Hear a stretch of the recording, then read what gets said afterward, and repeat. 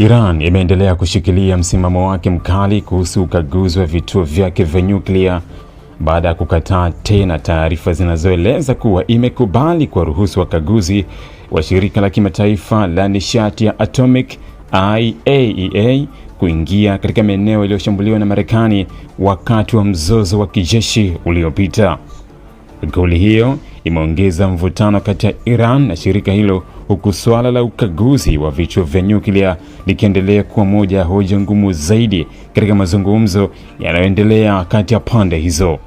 Kiongozi wa timu ya Iran katika mazungumzo hayo na spika wa bunge la Iran Mohammad Bagher Ghalbaf amesema kupitia televisheni ya taifa hilo kwamba taarifa zilizochapishwa na baadhi ya vyombo vya habari zikidai kuwa Iran imekubali kuwapa wakaguzi wa shirika hilo ruhusa ya kutembelea vituo vya Fordo, Natanz na Isfahan si za kweli. Amesema kuwa Iran haijabadilisha msimamo wake kuhusu swala hilo na kwamba hakuna makubaliano yoyote yaliyofikiwa yanayoruhusu wakaguzi hao kuingia katika maeneo hayo yaliyoshambuliwa na Marekani. Habari hizo ni za uongo. Wakaguzi wa IAEA hawana haki ya kukagua maeneo ya nyuklia yaliyoshambuliwa na Marekani, amesema Ghalbaf, akisema kuwa uamuzi huo unalenga kulinda usalama wa taifa hilo pamoja na taarifa nyeti zinazohusiana na miundombinu ya nyuklia ya Iran. Kwa mujibu wa Ghalbaf, hadi sasa wakaguzi wa shirika hilo wanaruhusiwa kufanya kazi katika maeneo mawili pekee ambayo ni kituo cha kuzalisha umeme cha nyuklia cha Bushehr pamoja na reakta ya utafiti ya Iran.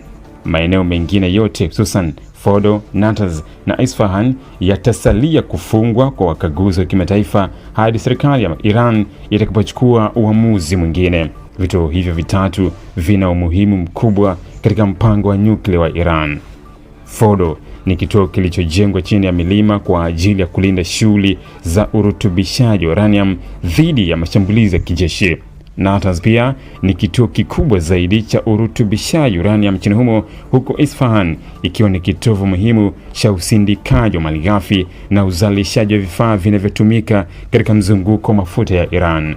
Kauli ya Ghalbaf imekuja saa chache baada ya mkurugenzi mkuu wa International Atomic Energy Agency Rafael Grossi kueleza kuwa shirika hilo linaamini lina haki ya kutekeleza ukaguzi katika maeneo husika kwa mujibu wa makubaliano yaliyopo kati ya Iran na shirika la nishati ya atomic duniani.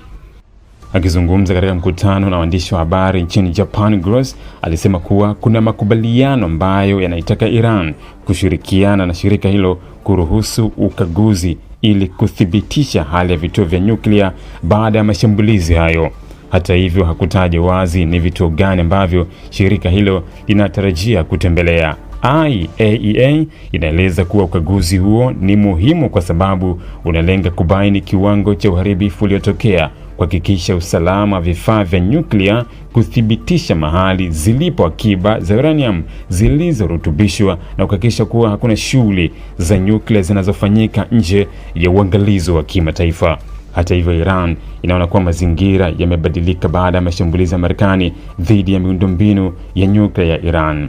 Tehran imedai kuwa mashambulizi hayo yameathiri uaminifu wake katika shirika hilo, huku baadhi ya viongozi wa Iran wakilituhumu shirika hilo kwa kushindwa kulaani mashambulizi hayo kwa nguvu na hivyo kushindwa kutetea usalama wa vituo vya nyuklia vinavyolindwa na sheria za kimataifa.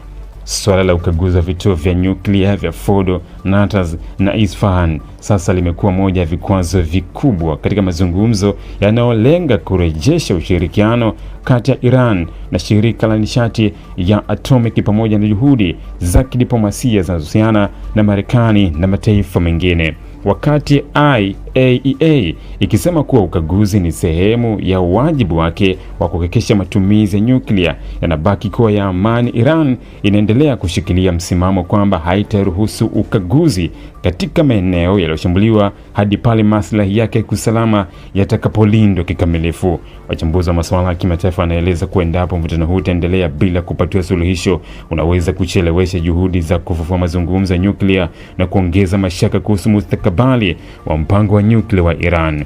Aidha, kutokuwepo kwa makubaliano kuhusu ukaguzi kunaweza kuongeza shinikizo kutoka mataifa ya Magharibi ambayo yamekuwa yakitaka uwazi zaidi kuhusu shughuli za nyuklia za Iran, huku Iran ikiendelea kusema kuwa mpango wake wa nyuklia unalenga matumizi ya kiraia na si utengenezaji wa silaha za nyuklia. Ili kuwa mwanafamilia bora wa Global TV, usisahau kusubscribe, like, kushare na kucomment. Baada ya kusubscribe, bonyeza alama ya kengele ili kupata taarifa kwa kila video inayopanda Global TV Online.